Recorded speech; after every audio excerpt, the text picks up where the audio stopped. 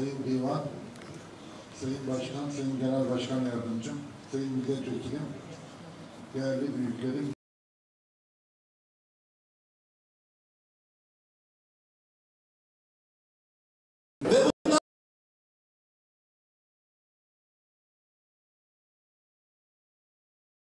yurt dışından gelen değerli misafirlerimiz, değerli hazırım, hepinizi saygıyla, sevgiyle selamlıyorum. Hoş geldiniz.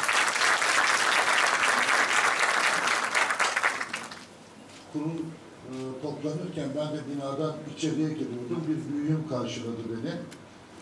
Dedi ki, ya bu siyasi partiniz hep seni göndermesin, Çerkezleri göndermesin, biraz da değişik insanları göndersin senin yanında dedi. Bana Allah'tan Sayın Genel Başkan Yardımcım geldi. Ondan memnun kalmış mıdır bilmiyorum ama beni kurtardı. Teşekkür ediyorum Sayın Genel Başkan Yardımcım. Değerli büyüklerim, bazen siyasette siyaset üstü denilen kavramlar vardır. Çerkez halkları siyaset üstü bir kavramdır.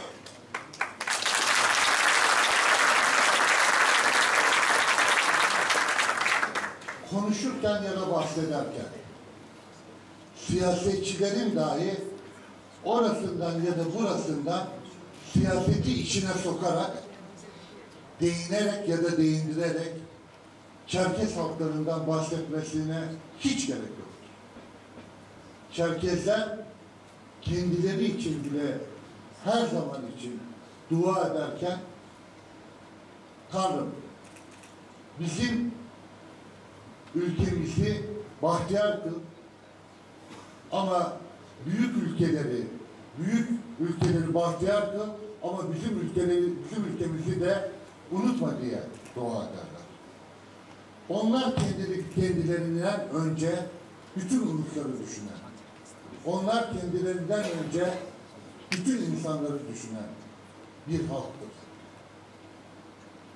Somut kavramlar üzerinden Çerkez halklarının meselesine değinmek lazım.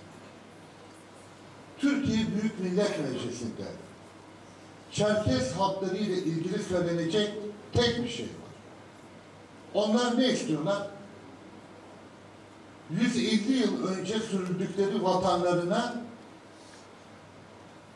kendi akrabalarına giderken Rusya toprakları üzerinden değil, bir hava yoluyla, bir de deniz yoluyla kendi ana vatanlarına ulaşmak istiyorlar.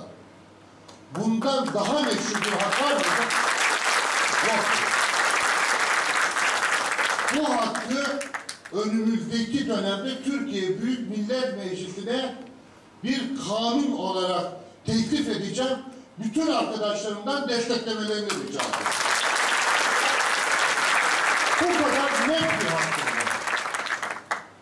Eğer gerçekten merak ediyorlarsa bu halk oradan Türkiye'ye nasıl bakıyor diye cevap veriyorum. Sakarya milletvekili olarak meseleyi siyaset üstü gördüğüm için Adalet ve Kalkınma Partisi'nin milletvekillerine gittim, önümü ilikledim. Sizleri ana vatanıma davet etmek istiyorum. Orada bağımsızlığını ilan etmiş, 5 ülke tarafından tanınmış ve kendi seslerini dünyaya duyurmak isteyen, ellerini ve yüreklerini Türkiye'ye açmış bir millet var. Gelir misiniz dedim, geliriz dediler. 4 anavatan milletvekili arkadaşım benimle beraber Milliyetçi Hareket Partisi'ndeki milletvekili arkadaşıma gittim. Gelir misin dedim, gelirim dedi. Adalet ve Kalkınma Partili Büyükşehir Belediye Başkanı'na gittim.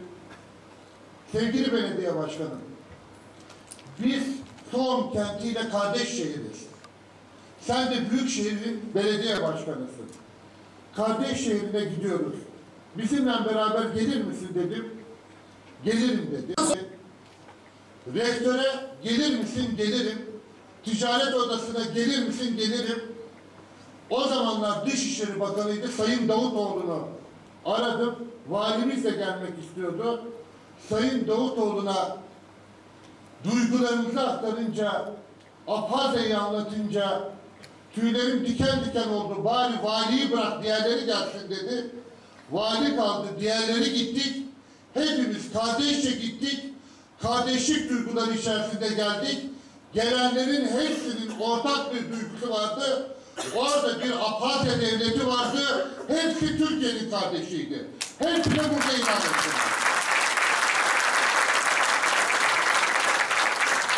Bunu reddetmiyorsak bir şey istiyoruz. Kardeşlerimize direkt olarak ulaşmak istiyoruz. Abhazya Üniversitesi'nde okuyan kardeşlerimizin denklik hakkını istiyoruz. Oradaki aldıkları diplomaların önce Türkiye tarafından tanınmasını ve her yerde o diplomanın geçerli olmasını istiyoruz. Bunu da Türkiye Büyük Millet Meclisi'ne ve yönete sunacağız. Kardeşlerim beni desteklerse bundan da büyük memnuniyet duyacağım.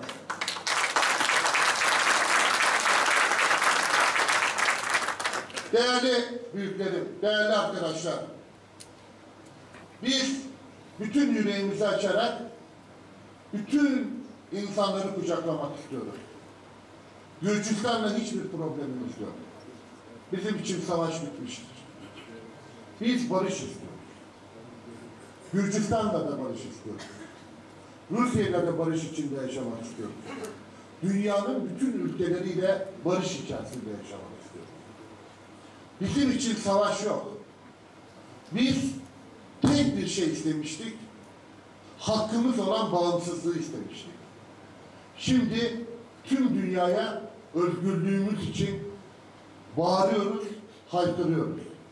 Sadece kendi özgürlüğümüz için değil. Tüm halkların, tüm insanların kardeşlik içerisinde insanca ve onurlu yaşamaları için haykırıyoruz. Diyoruz ki herkese onurlu bir yaşam